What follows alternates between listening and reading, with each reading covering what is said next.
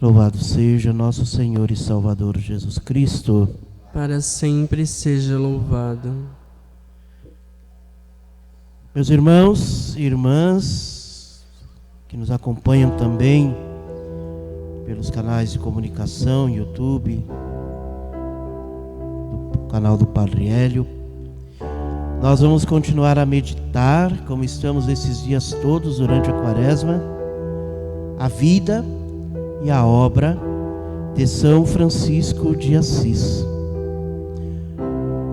Nesses dias que nós meditamos, nós vivemos a história de um jovem que queria muito fama, glória, ser reconhecido por todos, e era uma prática muito presente.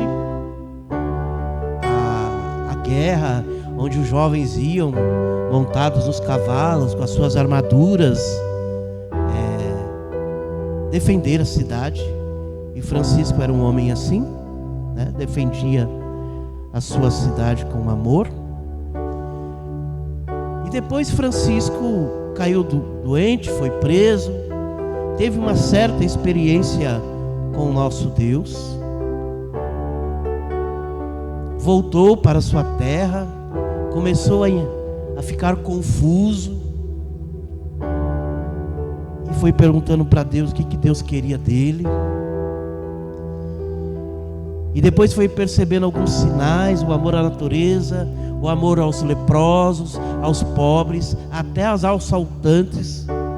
Ele diz: esses são prediletos de Deus, eu preciso rezar por eles, eu preciso falar com eles.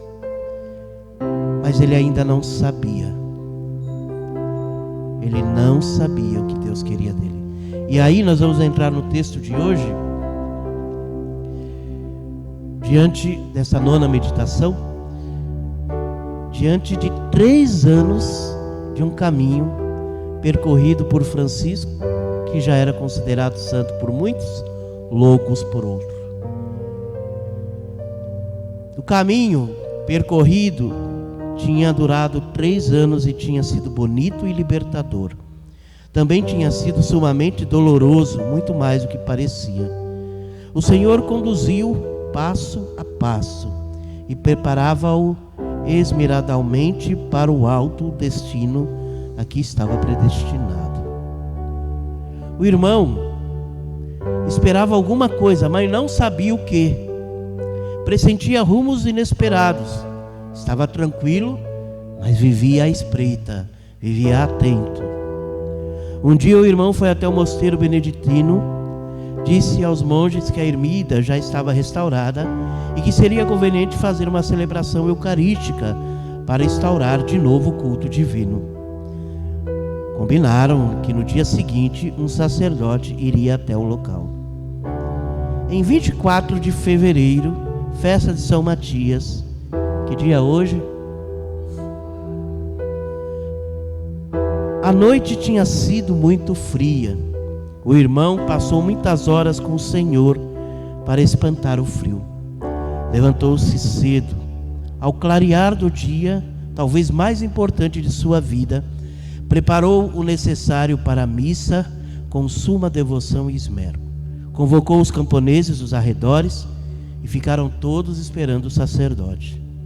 A missa começou e o irmão ajudava com grande piedade. Acolhia cada oração e cada leitura, cuidadosamente no cofre de seu coração.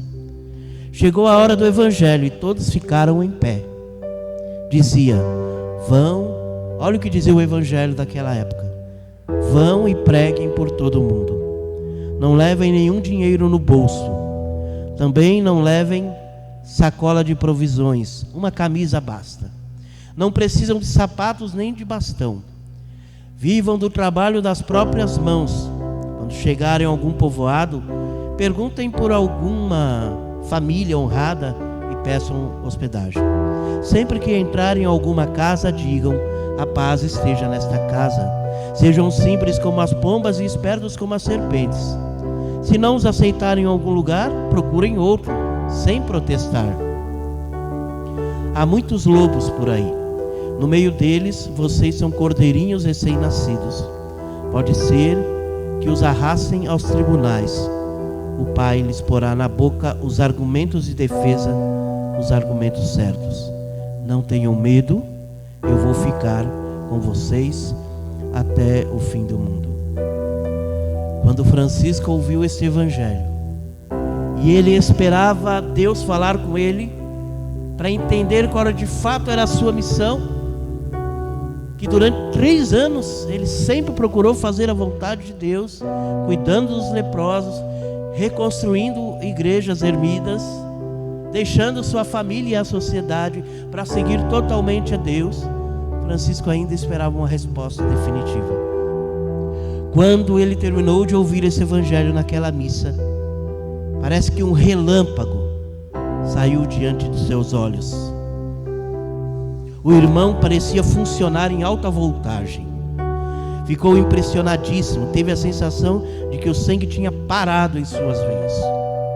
De repente o evangelho descerrou a cortina e ele viu um horizonte sem fim, cheio de claridade. Parecia que o sacerdote beneditino se houvesse esfumado e que fora o próprio Jesus quem pronunciava essas palavras. Com muita delicadeza, como de costume, seguiu-se a missa. O irmão aproximou-se do sacerdote ao final para dizer: ministro do Senhor, as palavras do evangelho tocaram a minha alma. Desejaria escutá-las outra vez, e se fosse possível que o Senhor me desse alguma explicação. O sacerdote, eles foram para fora, pegaram o livro da missa, sentaram numa pedra. O sacerdote leu o evangelho outra vez, ia fazendo um comentário a cada versículo, depois fez um comentário geral sobre o contexto. O irmão fez algumas perguntas, o sacerdote deu as respostas, e por um momento ficaram os dois em silêncio. Silêncio especial. De repente Francisco levantou-se, parecia embriagado, chapado, como diz por aí. Seus olhos brilhavam e sua estatura parecia muito maior. Levantou os braços com as 2 extensas chamas e exclamou com voz comovida, tateando as sombras: faz tempo que eu buscava e rebuscava a vontade de Deus, e finalmente a encontrei. Glória ao Senhor. O horizonte está aberto, já sei o caminho, é obra do Senhor Jesus Cristo. Vou percorrer esse caminho evangélico, mesmo que haja espinhos no meio das flores, até chegar ao fim do mundo. E nesse caminho é que vai se apagar a minha vela. Voltou para a igreja. Francisco usava uma veste muito bonita, pelo que dizem, né? Por isso tinha alguns nomes que a gente não conhece hoje, mas para você entender o que ele está fazendo agora. Ele pegou o bordão de caminhante, tipo um cordão grande, jogou longe e começava a rezar, doido que era. Que mais quer o meu Senhor Jesus Cristo? E tirou aquele cordão. E sem perguntar, tirou os sapatos e jogou no mato. Soltou a fivela do cinturão e o lançou com força como uma serpente voadora. Despojou-se da túnica de ermitão, deixando-a embaixo de uma árvore. Que mais quer o meu Senhor Jesus Cristo? E isso ele não dizia com raiva, ele dizia com alegria. Perguntou outra vez. Pegou um saco rude, cortou e lhe deu a forma de cruz, com um capuz, parecido com a roupa dos pastores. Amarrou na cintura uma corda comum e, persignando-se, saiu caminhando. Lá em Assis, conta-se que esta veste de Francisco está lá exposta, lá no santuário. E é um saco mesmo. É uma coisa, vamos dizer assim, meio que podre. E era isso que ele usava. A partir depois de 3 anos de uma conversão, querendo saber a vontade de Deus na vida dele, ele usava ainda umas roupas mais bonitinhas, então ele começou a usar um trapo. E foi assim até o fim dos seus dias, com esta veste. Talvez tinham outras, mas esta que está lá no santuário, pelo que falam, nunca fui, mas pelo que falam, as experiências que as pessoas veem realmente é de uma extrema dedicação de pobreza a Deus. Então ele se converte 3 anos depois, segundo os seus escritos, né? Já fazia o bem às pessoas. Então para pensar, você já se converteu? Você já sabe qual é a vontade de Deus na sua vida? Será que a gente tem a pachorra de dizer que a gente já sabe a vontade de Deus?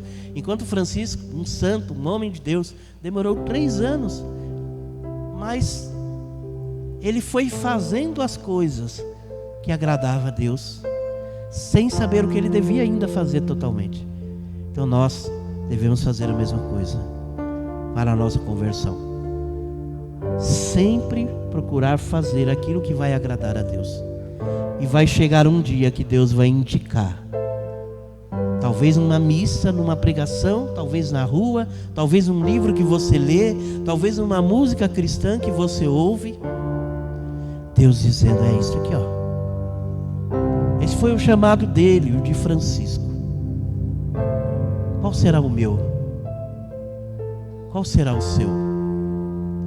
Francisco morreu muito jovem. Muito jovem. Chegou aí 40 anos, 42. Mas fez tudo para Deus.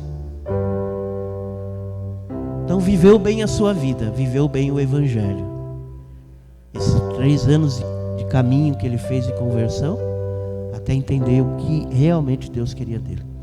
Hoje, irmãos, aqui a revelação da vontade de Deus para Francisco. E nós já estamos quase na 10ª reflexão. A partir de agora, ele vai, nas próximas meditações, na semana que vem, ele vai fazer e começar a fazer tudo aquilo que é a vontade de Deus. Isso vai dar para ele muito prejuízo, vai gerar muita perseguição e muito ódio, mas também vai trazer ao coração dele uma paz de que ele está fazendo a vontade do Senhor. Faça a vontade de Deus até descobrir qual é a sua missão nesse mundo. É preciso estar atento. A qualquer momento Deus pode dizer para mim e para você, ó, é isso aqui que eu quero. Para cada tempo é um tempo de conversão, como rezamos a Quaresma. Então esse é um tempo de conversão. E é a Quaresma que Deus pode me dizer, eu mudar a minha vida. Não, agora eu vou fazer isso. Se é isso que Deus quer, e se é isso que Deus vai falar de alguma forma com você, não tenha medo de tomar a decisão. A melhor coisa é fazer a vontade de Deus e a cada dia descobrir qual é a sua missão. Que Deus nos ajude, que a Santíssima Virgem Maria, que Francisco de Assis tanto amou e tanto pediu a intercessão, e na sua conversão nós vamos ver Nossa Senhora na vida dele, possa ela nos ajudar também a descobrir a vontade de Deus na nossa vida. Amém. Louvado seja nosso Senhor Jesus Cristo. Sempre seja louvado.